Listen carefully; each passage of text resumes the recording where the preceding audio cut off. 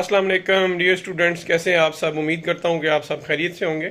अल्लामा Iqbal open university की तरफ से एक लेटेस्ट अपडेट जो कि जारी की गई है एग्ज़ाम डिपार्टमेंट की तरफ से, वो ये है कि ग्रेजुएशन लेवल के एग्ज़ाम 5 जून से स्टार्ट हो रहे हैं, जिसकी डेट शीट जारी कर दी गई है। और उसके बाद मास्टर लेवल के जो इम्तहानात हैं वो इंशाल्लाह 28 जून से जो है वो जारी कर दिए गए हैं।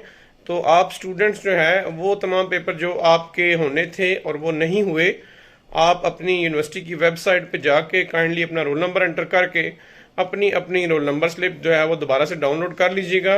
याद रखें, ग्रेजुएशन लेवल के एग्ज़ाम 5 जून से शुरू हो रहे हैं और मास्टर्स लेवल के एग्ज़ाम 28 जून से शुरू हो रहे हैं।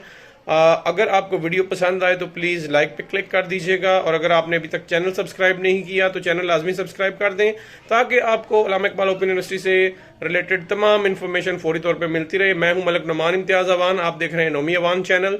Thanks for watching. अल्लाह हाफिज़।